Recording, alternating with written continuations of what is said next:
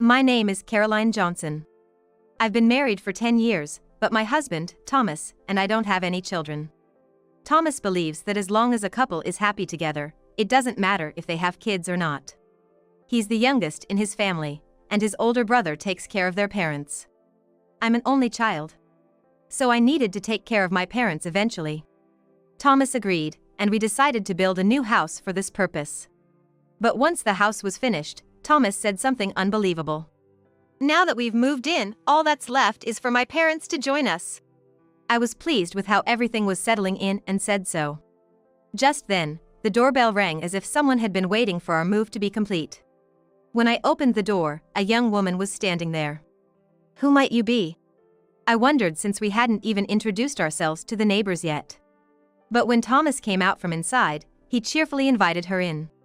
What do you think? It's a brand new house. Wow, large windows and a lawn. And a spacious kitchen. What about the bathroom? She walked around as if it were her own house, with Thomas showing her around. Thomas was eagerly showing her around. Who is she? I wondered, but couldn't get a moment to ask my husband, who was completely engrossed in attending to her. Maybe she's a relative?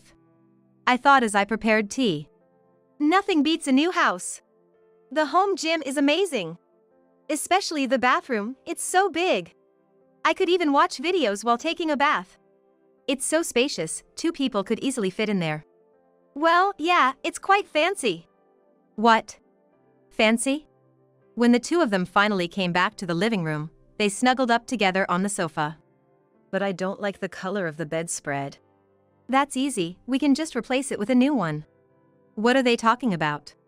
The bed doesn't matter. So, we're good then? Of course. Honey, who's this person? She's my lover. What, a lover? Shocked by his unexpected words, I desperately tried to think that he must mean something other than a lover. But I couldn't think of any other possibility. Wow, the old lady looks surprised. Thomas, didn't you tell her anything? No, I haven't said anything yet. That's not good. You should have told her. Don't worry, I'm gonna tell her now. What is he going to say? Who is this woman claiming to be a lover? You might not have known, but Margaret here is my girlfriend. Now he says she's his girlfriend. My husband, Thomas, is 38, and this woman in front of me is clearly in her late 20s. Yet, he's calling her his lover, then his girlfriend. I can't make sense of what he's saying. You still don't get it? You're so clueless. Does this mean you've been cheating? It's not cheating. Is he going to say it's serious? It is serious. Ah, just as I thought. This feels like a line from some TV shows I've seen. The whole "it's not cheating, it's serious" thing. So, this is betrayal, right?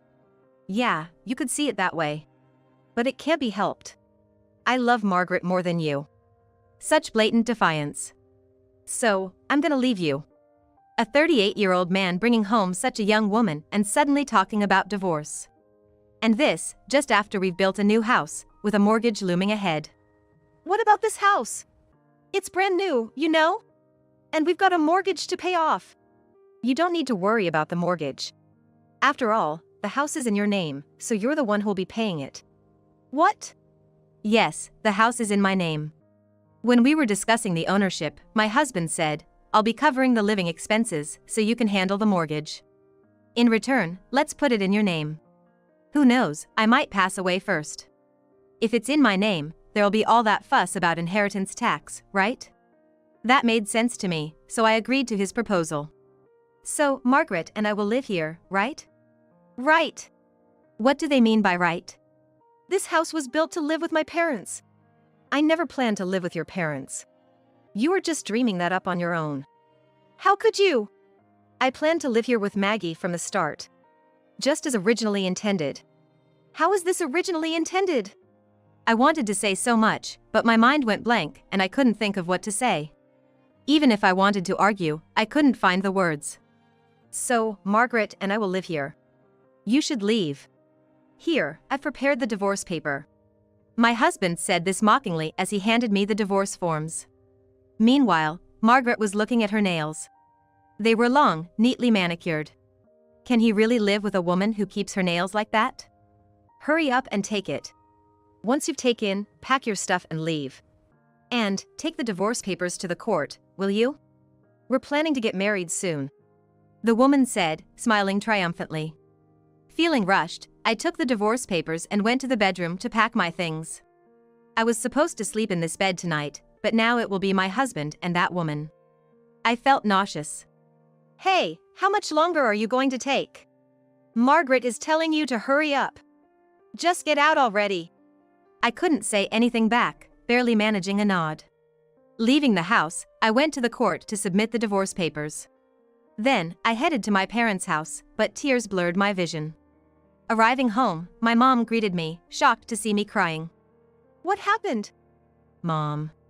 I hadn't cried this loudly in years. Tears flooded out as if releasing all the pent-up emotions. Just come inside.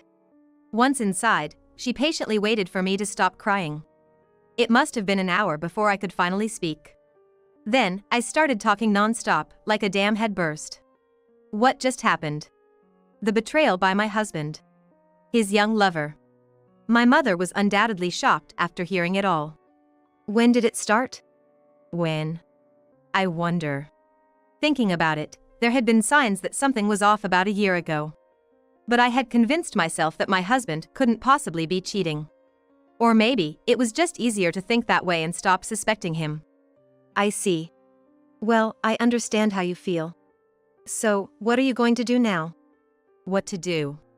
Are you just going to accept the divorce and step back, letting them do as they please, or are you going to fight back? Fight back? I don't even know what I could do. Yeah, that's tough. After a moment of thought, my mother said, if you decide to fight back, I'll help you. Several weeks later, with advice from my mother, I returned to the new house. What do you want? Came back to pick up something you forgot? Really, old lady, showing up without calling? That's so not cool. We're busy, you know. Quiet, you brat. That's mean. Hey, Tommy, are you going to let her talk to me like that? I'm being bullied by this old lady here. Poor Maggie, it's unacceptable for me to bully you for sure. It's nice that you two are so lovey-dovey, but I've come to talk. Can't you let me in? Why not just talk here at the door? This is my house. You're a stranger now. This can't possibly be your house anymore. Right, that's the important point. I'm a stranger to this man. Too bad. The rights to this place are mine. Now, move aside. I pushed past them and headed to the living room. But it was no longer the living room I had loved, it was filled with the woman's tastes. Such childish taste. Better than being old-fashioned. What's this all about? Spit it out already. I sat down on the sofa, smiled mockingly at them, and said, "Get out." What? Get out? Are you kidding me? You're the one who should be leaving. No, it's you who should leave. The owner of this house is me. Now that we're divorced, I, as the owner, have the rights. If you don't leave, I'll sue you. Sue us? That's right. How can you even sue? That's impossible. Have you lost your mind after the divorce? My mind is perfectly fine. Like I said earlier, we're strangers now that we're divorced. And I'm the owner of this house. You staying here without my consent is trespassing. If you don't want to be sued, you better pack your things and leave quickly. Don't be ridiculous. You didn't say anything like that when we divorced. Of course not. How could I remain calm when you suddenly brought your lover home? In such a situation, who would think about the law? That's impossible. What? I'm saying you can't do it. Oh, and why is that? With your personality, I can't see you doing something like that. I've known you all this time. You couldn't do anything without me. And now suddenly, you're capable of such a big move? You're just trying to threaten me. You're underestimating me. Happy now? Who's underestimating whom? If you keep this up, you're going to get hurt, you know? Ah, do your worst. Fine, you asked for it. I came here to warn you kindly, but you're just foolish. So, if that's what you want, I'll proceed. Enjoy cooling your head in jail. I said this, stood up and headed towards the door. I got into my car and immediately called my lawyer. A few days later, Thomas called me in a panic. Hey! I got a letter from the lawyer. Oh, really? You actually sued us? I haven't sued you yet. But I wouldn't say such things blindly. Before going to the police, I consulted a lawyer. So, we're going to get arrested? That's right. If you don't leave, I'll go to the police. You might be detained for up to 72 hours. If that happens, your employer will find out, and you might even get fired. Why would you do something like that? I haven't done it yet. Please stop. If you want me to stop, then leave that place. No, I can't. Margaret wouldn't like it. I don't care what your dear Maggie thinks. That house is mine. What am I supposed to do? How can I stay in this house? I can agree to a settlement. A settlement? Yes.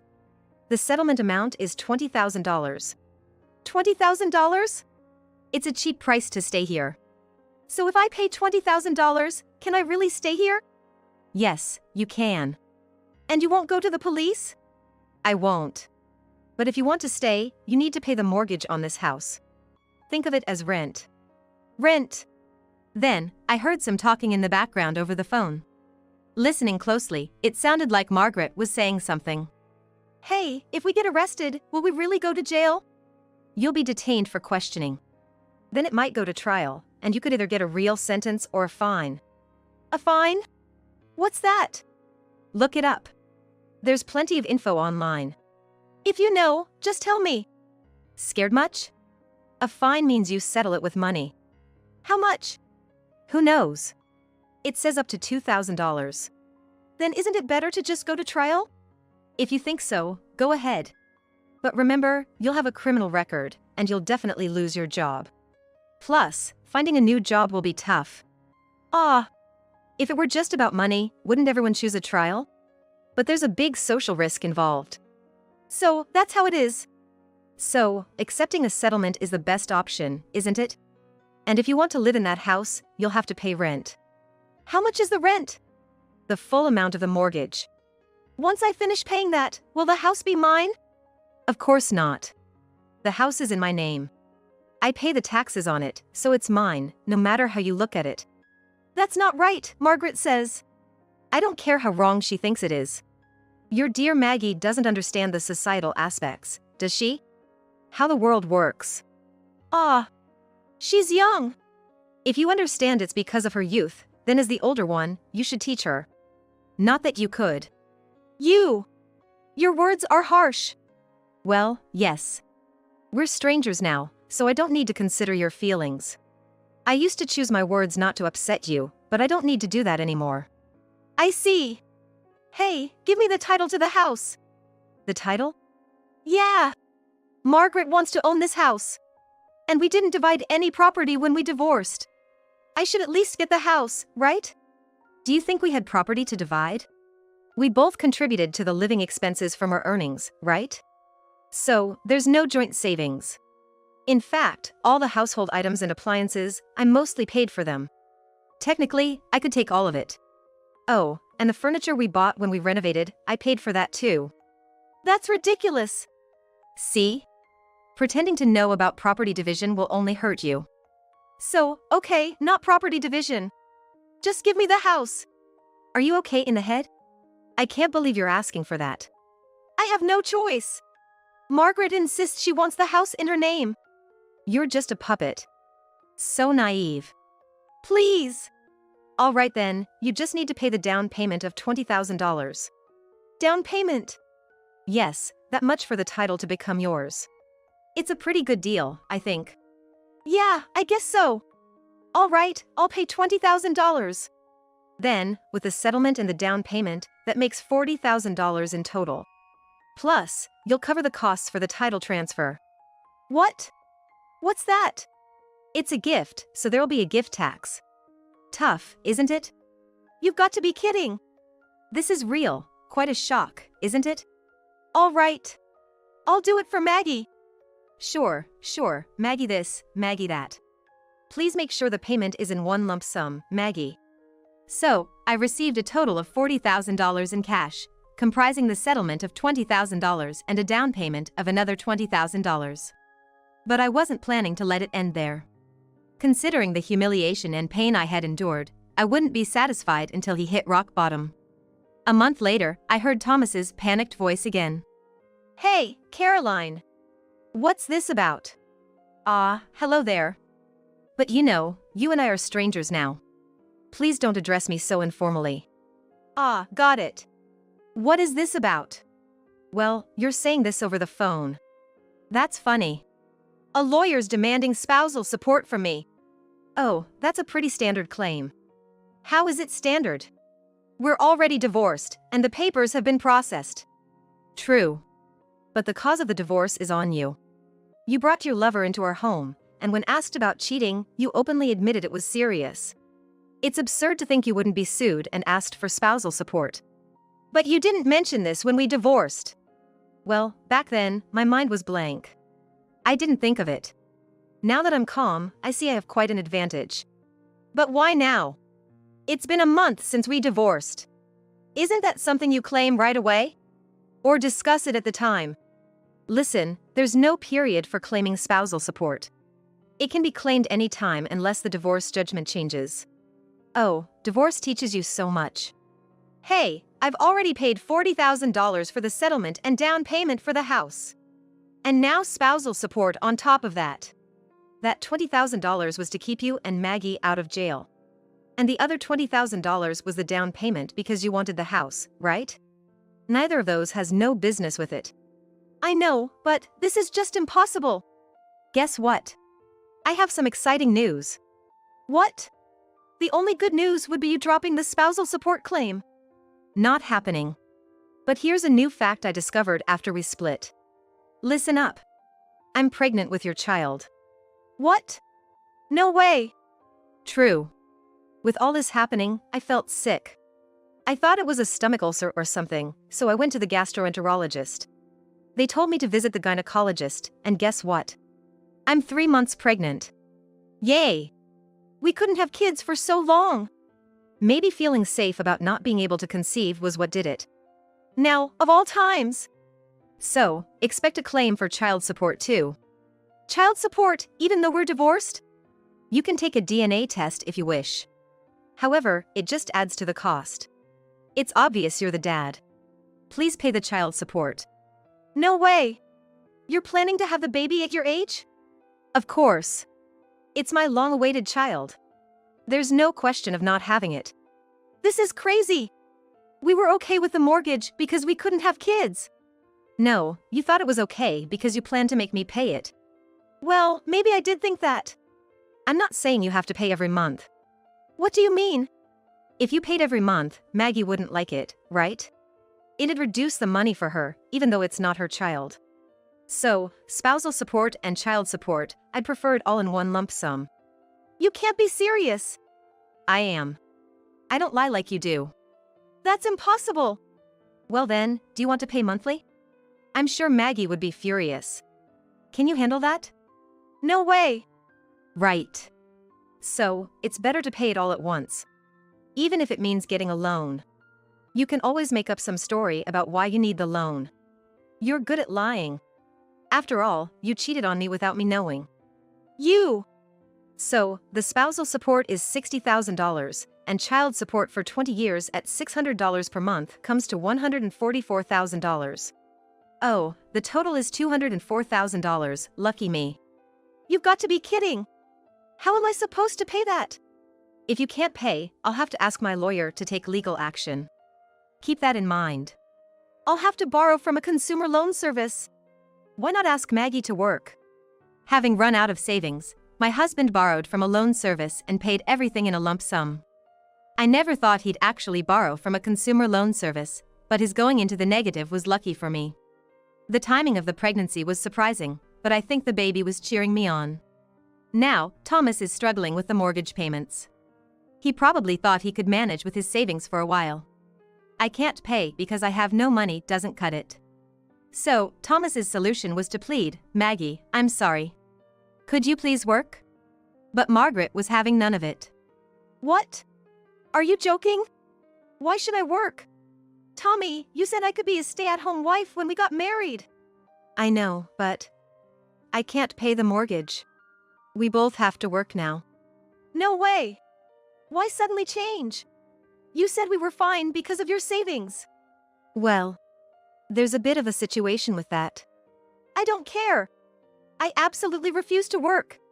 No matter how much he tried to reason with her, Margaret refused to work, not doing anything around the house or even cooking properly. She spent her days playing games or hanging out with friends. This can't go on. I have no choice but to sell the house. Thomas decided to sell and went to a real estate agency run by my friend. This friend, though mutual, was closer to me. What? It's a new house. Why are you selling it? Well, it's because. After hearing the situation, my friend came to me with the story. Everything was in Thomas's favor, not mentioning anything about his mistress. So, I told my friend everything that happened. So, can you sell the house? It's tough. It's new but considered secondhand now. Plus, he wants to sell it high. And it's far from the station. But I'll give it a try. However, it didn't sell, and the price kept dropping. He complained that it's down a lot, half of what it cost to build it. Really? It dropped that much? Then I'll buy it. The house, new but now secondhand, was going for cheap, but I wanted it even cheaper. Really? Yeah, but I don't want to buy at the current price. If you can drop it by another $100,000, I'll buy it. Just don't tell Thomas it's me buying. All right, got it. Then, my friend approached Thomas saying, there's someone interested in buying, but they're asking if the price can be lowered even more. If you drop it by another $100,000, they'll buy it. That much? Yes, that's the offer. But think about it, if you keep holding on to the house without selling, the mortgage will just keep piling up, right? It's better to sell, isn't it? Skillfully steering the conversation, my friend managed to get Thomas to agree to lower the price by another $100,000, selling it to me for less than half its original value. However, Margaret, who hadn't been informed about the sale, was furious. Why are you selling the house behind my back? What do you mean we have to move out by the end of the month? This is not a joke. You're so worthless. I'm sorry, Maggie. But I had no choice. If we continue like this, we won't be able to pay the mortgage and we'll lose the house anyway. All that will be left is debt. That's not my problem. You said I could live in a new house when we got married. This is like a fraud. I'm sorry, please forgive me. There's no way I'm forgiving you.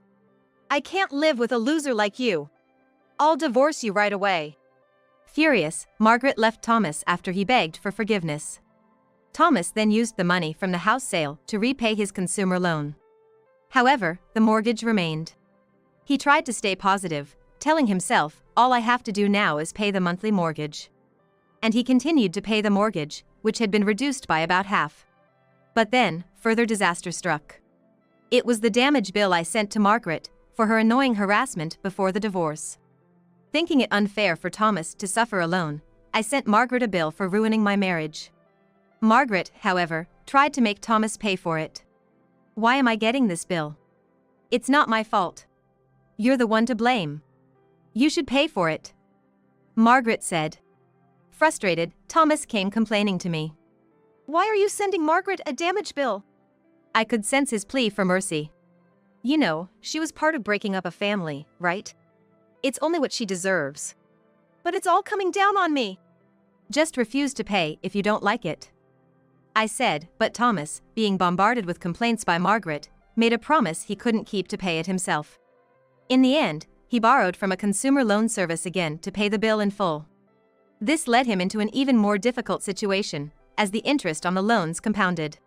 He worked his day job and cleaned buildings at night, but it didn't bring in much money. Desperate, he even tried medical trial jobs, which left him physically exhausted and struggling through hard days.